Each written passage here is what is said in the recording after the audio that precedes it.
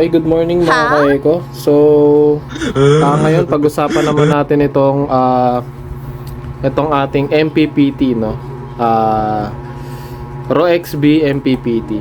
Okay, so ngayon ay alauna na ng tanghali. Ang date ngayon ay Friday, October 25, no?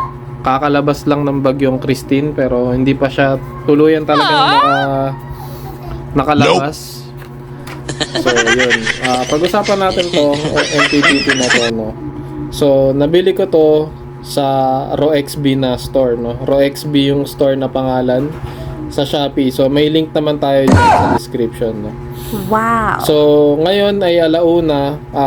Syempre, medyo makulimlim pa rin dahil kakalabas lang nung bagyong si Christine.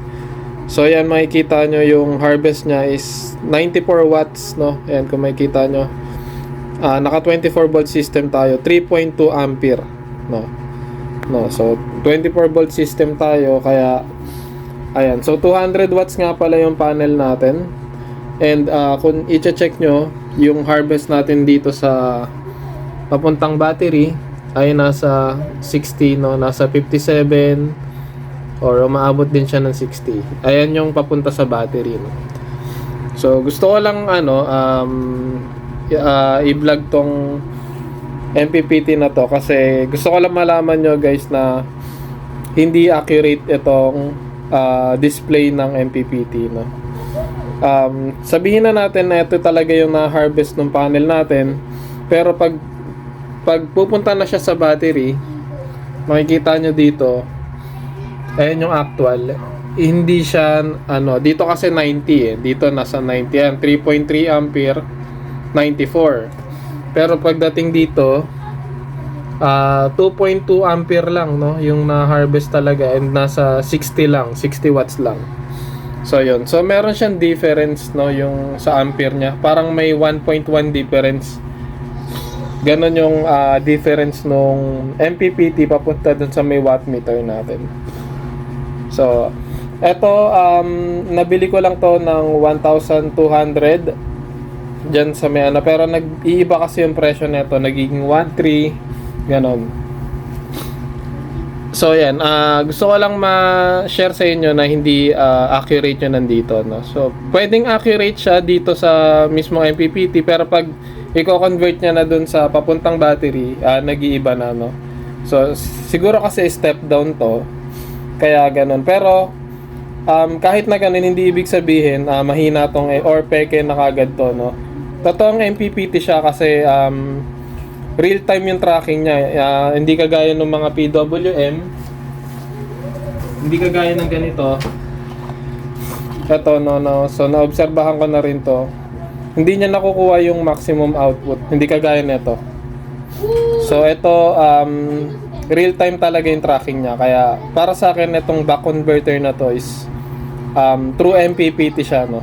Based sa experience ko, sabihin na natin na masyado lang exage yung pinapakita dito, pero nakita ko na to na umabot ng 8 ampere siya dito. So pagdating dito sa wattmeter, ayan, pagdating dito sa wattmeter, lumalampas siya ng 6. So nagse 7 ampere dito, no? Ang solar panel natin is 200 watts na naka-series. So ang ampere nun, mga bossing, no, is nasa 6 lang dapat, pero lumalampas pa siya since naka 24 volt system tayo. So kino-convert lang siguro yung excess na voltage, nagiging ampere siya. Hindi ko alam, hindi ako expert mga boss, pero sa tingin ko ganun kasi lumalampas pa yung ampere niya, no, lumalampas pa dun sa max nung panel natin. Ayan. Okay, so yung specs nga pala netong MPPT na to mga boss is 25 ampere siya. Tapos sa 12 volt system, yung working voltage niya is kailangan 18 volts. Tapos yung maximum open circuit voltage niya is 80 volts. Tapos sa 24 volt system naman, yung working voltage niya na kailangan 36 volts, no. Tapos yung maximum open circuit voltage niya, ganun pa rin, 80 volts pa rin siya.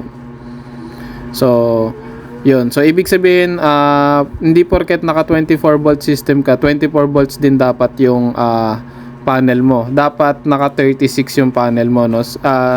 Kagaya nun sa akin, naka 24 volt system ako, kaya ang panel ko is nasa 36 volts, no?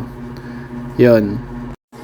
Yun. So, pwede naman siya lumampas hanggang 80 volts, no? Kasi nga, gaya nung sinabi ko, ang maximum open circuit voltage niya is kaya niya hanggang 80 volts, no? So, yun lang. Okay, so next time, ito-try din natin mag-oversize ng panel dito, mga ka-eco. Ayun, so yun mga ka-eco, no? Yung size nga pala nito ay maliit lang talaga siya, no? So, ito yung PWM. Ayan. So, halos ka-size niya nga lang ng PWM, no? Ayan. Kung may ganito kayo, halos ganito lang din yung size niya, no? Pero, back converter to. Tapos, meron siyang fan blower dito, no? At ito nga pala guys, may temperature sensor to. So, hindi ibig sabihin hindi yan gumagana, no? Pag na-reach niya yung certain temperature, halimbawa, nasa 65 yung settings nito, tsaka lang yan naandar. Kaya naglagay tayo dito ng extra, no? Kasi pag masyadong umiinit, binubuksan ko tong fan blower na ginawa natin, na DIY natin. Ayan. So, ayan. Mahina na kasi yung LED niya, pero bukas yan. Okay. Ayan. So, eto nga pala guys, hindi ko sigurado kung talagang ROXB yung brand nito, no? Kasi kung titignan nyo to, wala namang brand dito, wala namang brand yan, wala nakasulat na ROXB dyan. And eto yung box nya, wala rin naman nakalagay na ROXB dito. Kahit dun sa mismong manual nya, eto yung manual, eto lang yung laman nya guys, mga ka-eco, yan lang yung laman nya. Meron lang siya ditong fuse, 30 ampere yung fuse nya. Tapos dito, ayan lang. So, wala naman nakalagay dito na brand na ROXB, no? So, unbranded pa siya. Ayan. Okay, yun. Share ko lang mga ka-eco kung ano yung experience ko dito. Pero ito, napakalakas na ito. Lalo pag tirik yung araw, guys. No, sobrang lakas na ito. Ang pinaka-max na hindi pa ganun ka tirik yung araw, pero ang pinaka-max na nakuha ko dito is umabot siya dito ng 185 sa wattmeter papuntang battery. 185 yun. Pero yung time na yun is medyo tirik lang yung araw, kaya lang medyo nagkukulimlim din siya. So yun, yun lang mga ka-eco, no? Salamat sa panonood nitong video ko, no?